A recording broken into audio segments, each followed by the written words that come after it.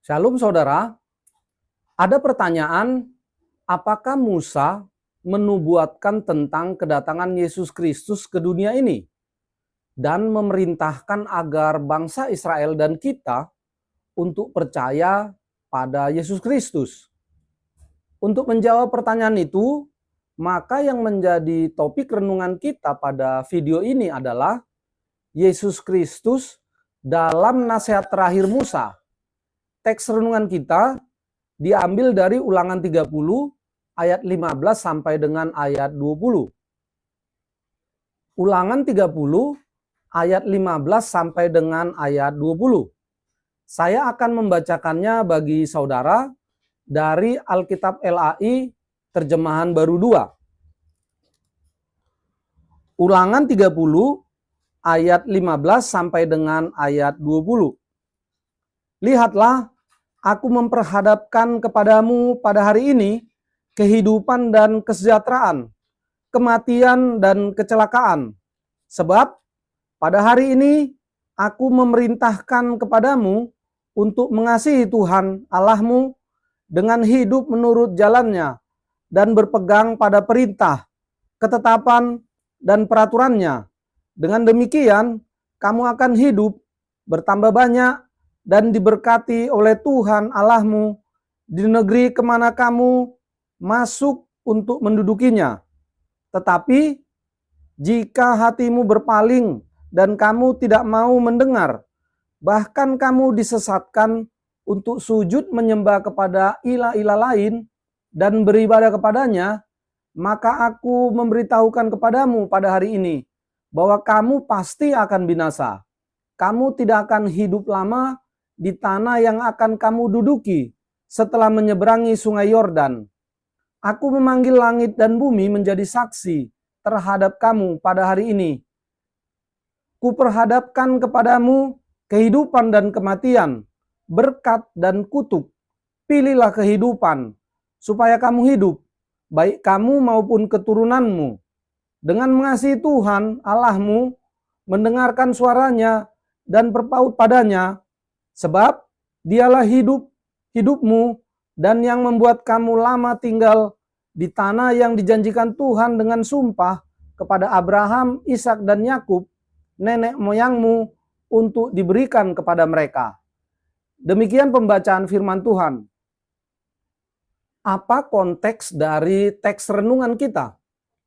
Teks renungan kita, Ulangan 30 ayat 15 sampai 20, merupakan bagian dari nasihat-nasihat terakhir Musa kepada bangsa Israel sebelum Musa mati dan sebelum bangsa Israel menyeberangi sungai Yordan untuk memasuki tanah perjanjian.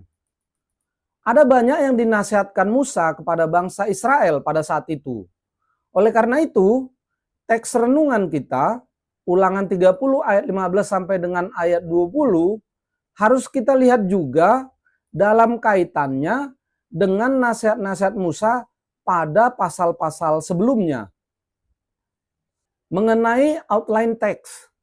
Teks renungan kita, Ulangan 30 ayat 15 sampai dengan ayat 20, dapat kita bagi menjadi 4 bagian, yaitu bagian 1 ayat 15, bagian 2 ayat 16, bagian 3 ayat 17 sampai 18, dan bagian 4 ayat 19 sampai dengan ayat 20. Kembali kepada pertanyaan awal tadi, apakah pada teks renungan tersebut atau pada keempat bagian tersebut Musa mengajarkan tentang Yesus Kristus? Untuk menjawab pertanyaan tersebut, mari kita mendalami dan melihat isi dari keempat bagian tersebut. Pada bagian pertama, yaitu ayat 15, Musa menghadapkan kepada bangsa Israel 2 pilihan yang harus dipilih. 2 hal yang saling bertentangan antara yang satu dengan yang lainnya. Jika bangsa Israel memilih yang satu, itu berarti juga menolak yang satu lagi. Tidak bisa memilih keduanya. Tidak ada area abu-abu.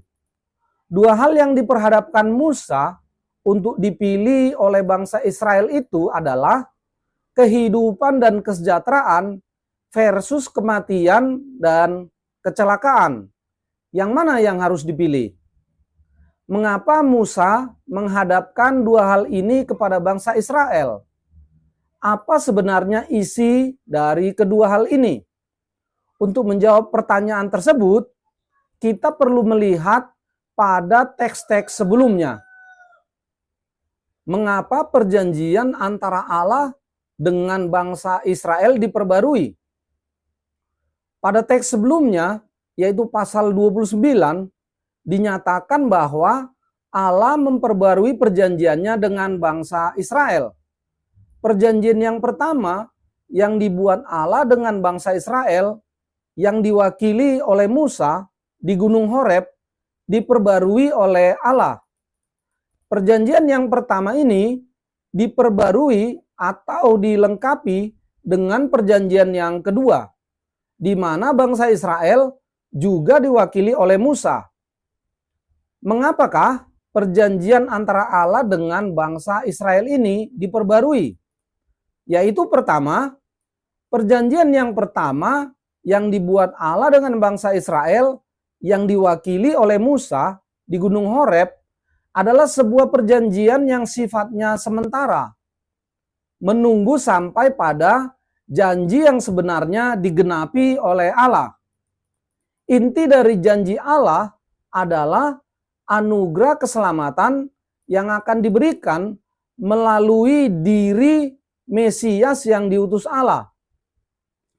Sementara Mesias yang dijanjikan itu belum datang, belum diutus, maka Allah memberikan hukum Taurat sebagai pegangan hidup, sebagai pagar untuk membedakan apa yang boleh dan apa yang tidak boleh dilakukan oleh bangsa Israel. Lalu, menjelang akhir hidup Musa, Allah memperbarui perjanjiannya dengan bangsa Israel yang juga diwakili oleh Musa. Jadi, perjanjian itu diperbarui pertama karena sifat perjanjian yang pertama itu adalah sementara, menunggu sampai janji kedatangan Mesias itu digenapi oleh Allah. Kedua, karena Musa yang mewakili bangsa Israel dalam membuat perjanjian yang pertama akan segera mati. Yang ketiga, pembaruan perjanjian itu juga memiliki arti bahwa Allah mengulangi janjinya untuk mengutus Mesias, juru selamat manusia. Hanya di dalam Mesias yang dijanjikan Allah inilah bangsa Israel dan semua orang yang percaya akan memperoleh berkat, memperoleh kehidupan dan kesejahteraan. Melalui pembaruan perjanjian ini, Allah mengajarkan agar manusia percaya kepada Sang Mesias ini. Sistem pewahyuan di dalam Alkitab. Allah mengajarkan sistem pewahyuan yang berbeda dengan yang diajarkan kepercayaan lain. Adanya pembaruan perjanjian antara Allah dengan bangsa Israel menunjukkan bahwa Alkitab mengajarkan tentang sistem pewahyuan progresif, pewahyuan yang melengkapi, pewahyuan yang berkembang, tanpa harus membatalkan firman atau ajaran yang sebelumnya. Mengapa demikian?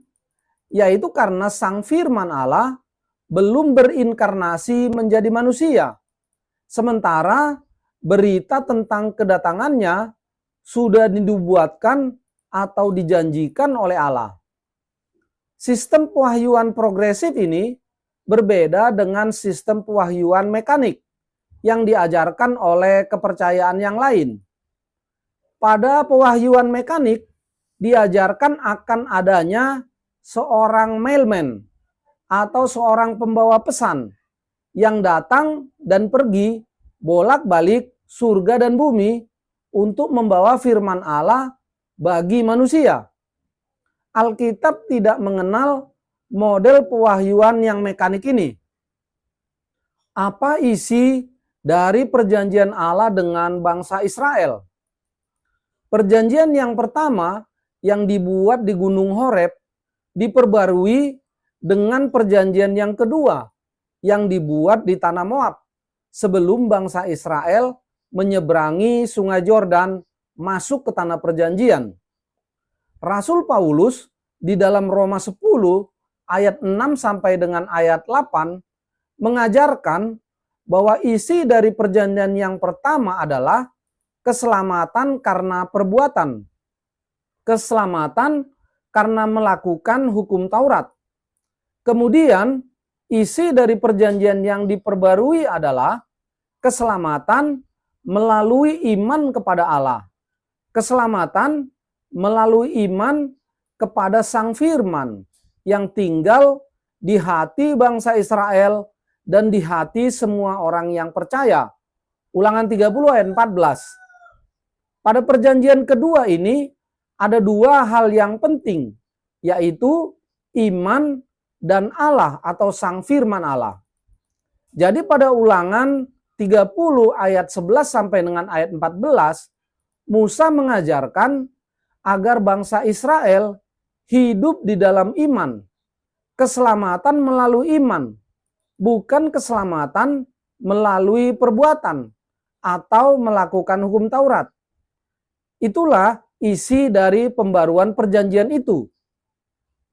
Pertanyaannya adalah, siapakah sebenarnya Allah yang harus diimani itu? Siapakah sebenarnya Sang Firman yang tinggal di dalam hati bangsa Israel dan di hati orang yang percaya itu? Lebih lanjut, Rasul Paulus di dalam Roma 10 mengajarkan bahwa Allah atau Sang Firman Allah yang tinggal di dalam hati bangsa Israel dan di hati orang yang percaya itu adalah Yesus Kristus. Yesus Kristus atau Sang Firman Allah inilah yang melakukan pembaruan perjanjian dengan bangsa Israel di tanah Moab sebelum bangsa Israel menyeberangi Sungai Yordan. Pada konteks pengertian yang dijelaskan tadilah, Musa pada Ulangan 30 ayat 15 menghadapkan kepada bangsa Israel dua pilihan, yaitu keselamatan dan kesejahteraan versus kematian dan kecelakaan. Artinya, ketika Musa menghadapkan dua pilihan kepada bangsa Israel untuk dipilih, sebenarnya Musa sedang mengenalkan dua pribadi kepada bangsa Israel, yaitu pribadi Yesus Kristus, pribadi kedua dari Allah Tritunggal, dan pribadi iblis. Pribadi mana yang harus dipilih oleh bangsa Israel dan oleh orang yang percaya? Kehidupan dan keselamatan itu adalah simbol atau metafora dari Yesus Kristus, pribadi kedua dari Allah Tritunggal. Sedangkan kematian dan kecelakaan itu adalah simbol atau metafora dari iblis. Pada bagian kedua dari outline teks renungan kita, yaitu ayat 16, Musa mengajarkan agar bangsa Israel memilih kehidupan dan kesejahteraan, bukan memilih kematian dan kecelakaan. Berdasarkan konteks pengertian yang dijelaskan sebelumnya. Artinya, pada ayat 16 ini, Musa mengajarkan agar bangsa Israel dan semua orang yang percaya hidup dengan iman. Musa mengajarkan keselamatan melalui iman, bukan keselamatan melalui perbuatan. Hidup dengan percaya pada Yesus Kristus. Bahkan, pada ayat 16 ini, Musa memberikan alat pengukur bahwa bangsa Israel dan semua orang percaya baru bisa dikategorikan sebagai orang yang mengasihi Tuhan dan hidup menurut jalannya adalah jika percaya pada Yesus Kristus dan melakukan perintah-perintahnya. Percaya pada Sang Mesias yang dinubuatkan oleh Musa. Itu adalah definisi atau arti mengasihi Tuhan dan hidup menurut jalannya. Arti dari ada berkat bagi orang yang hidup dengan iman pada Allah. Pada ayat 16 ini, Musa juga mengajarkan bahwa ada berkat yang akan diterima oleh bangsa Israel dan oleh semua orang yang hidup dengan iman kepada Allah. Bahwa mereka akan diberkati oleh Tuhan, akan hidup, akan bertambah banyak, dan akan memperoleh hidup yang kekal. Apa yang mau diajarkan melalui pernyataan ini? Hal ini mengajarkan pertama, bahwa kehidupan dan kesejahteraan itu hanya ada di dalam Allah saja. Berkat itu hanya ada di dalam Allah saja. Jika Rasul Paulus mengajarkan dalam Roma 10 bahwa Allah yang membuat perjanjian dengan bangsa Israel di tanah Moab itu sebenarnya adalah Yesus Kristus, maka itu berarti Musa mengajarkan bahwa kehidupan dan kesejahteraan itu hanya ada di dalam Yesus Kristus saja. Berkat itu hanya ada di dalam Yesus Kristus saja. Setelah Yesus bangkit dari kematian dan naik ke surga, Yesus sang kepala gereja memberikan gereja kepada dunia untuk memberitakan firman Allah. Hal ini memiliki beberapa arti terkait dengan berkat dan kutuk. Yaitu pertama, karena kehidupan dan kesejahteraan atau berkat itu hanya ada di dalam Yesus Kristus sang kepala gereja saja, maka itu berarti bahwa kehidupan dan kesejahteraan atau berkat itu hanya ada di dalam gereja saja. Di luar gereja tidak ada keselamatan. Di luar gereja yang ada hanya kematian dan kecelakaan. Di luar gereja hanya ada kutuk dari Allah. Extra ecclesiam nulla salus. Di luar bahteranu yang ada hanya kematian dan kebinasaan. Tenggelam ke dalam air bah. Arti kedua adalah iman bukanlah hanya menjadi urusan pribadi seseorang dengan Allah saja, tetapi iman juga menjadi urusan gereja. Gereja bertugas mengabarkan Injil keselamatan dan menuntun orang percaya pada ibadah dan penyembahan yang berkenan bagi Allah. Itu sebabnya di dalam gereja ada penginjilan, ada pengajaran firman, ada pengakuan iman, dan yang lain-lainnya.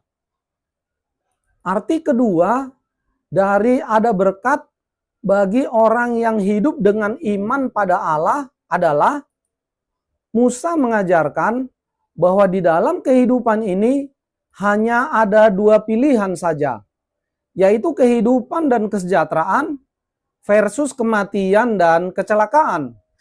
Berkat versus kutuk. Tidak ada area abu-abu. Kita harus memilih salah satu di antara keduanya. Memilih Allah atau Yesus Kristus versus memilih iblis. Sadar atau tidak sadar, suka atau tidak suka, bahwa apa yang kita percayai, apa yang kita lakukan di dalam kehidupan sehari-hari adalah cermin dari pilihan kita. Dan setiap pilihan itu ada harga yang harus kita bayar. Mendapatkan berkat atau mendapatkan kutuk. Mendapatkan keselamatan atau mendapatkan kebinasaan. Musa mengajarkan agar bangsa Israel memilih kehidupan dan kesejahteraan di dalam Allah. Pilihlah kehidupan supaya kamu hidup, baik kamu maupun keturunanmu. Ayat 19. Musa mengajarkan agar bangsa Israel meminta pertolongan Allah agar mampu dan tidak salah dalam membuat pilihan hidup, agar memilih berkat, memilih kehidupan dan kesejahteraan. Pada bagian ketiga dari outline teks renungan kita, yaitu ayat 17 sampai 18. Musa menyatakan ada hukuman yang akan menimpa orang yang tidak percaya akan keselamatan melalui iman. Ada ancaman hukuman bagi orang yang tidak percaya kepada Yesus Kristus. Orang yang tidak hidup dengan iman, orang yang tidak percaya kepada Yesus Kristus, pada ayat 17 sampai 18 ini dikategorikan sebagai orang yang menolak Allah.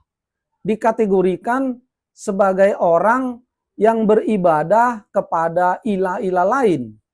Oleh karena itu, Allah akan menghukum mereka dan keturunannya. Pada bagian keempat dari outline teks renungan kita, yaitu ayat 19 sampai dengan ayat 20. Musa kembali mengulangi perintahnya agar bangsa Israel hidup dengan iman kepada Allah, hidup dengan percaya kepada Yesus Kristus. Dan Musa juga mengulangi menyatakan bahwa ada berkat yang melimpah bagi orang yang percaya kepada Yesus Kristus. Kesimpulan, kembali kepada pertanyaan awal. Apakah Musa menubuatkan tentang kedatangan Yesus Kristus ke dunia ini dan memerintahkan agar bangsa Israel dan kita percaya pada Yesus Kristus? Jawabnya adalah ya. Musa memang menubuatkan tentang kedatangan Mesias, yaitu Yesus Kristus, dan memerintahkan kepada bangsa Israel dan kita agar percaya dan mengikut Yesus. Perintah Musa kepada bangsa Israel untuk hidup dengan iman kepada Allah adalah perintah kepada dunia ini, kepada semua manusia. Ini merupakan perintah untuk percaya dan mengikut Yesus Kristus. Musa di dalam nasihat-nasihat terakhirnya kepada bangsa Israel ketika di tanah Moab, sebelum Musa mati, sebelum bangsa Israel menyeberangi sungai Yordan, sebenarnya menubuatkan akan datangnya seorang Mesias yang diutus oleh Allah, juru selamat manusia, yaitu Yesus Kristus. Dan Musa memerintahkan agar bangsa Israel dan dunia ini percaya dan mengikut Yesus. Ini bukanlah nubuatan Musa yang pertama tentang janji kedatangan Mesias, juru selamat manusia. Di kitab Kejadian, nubuatan tentang kedatangan Mesias itu sudah disampaikan. Hanya di dalam Yesus Kristus inilah ada berkat, ada keselamatan dan kesejahteraan. Di luar Yesus Kristus, di luar gereja, tidak ada keselamatan. Extra ecclesiam nulla salus. Demikian dari saya Poltak Panggabean. Tuhan Yesus memberkati kita.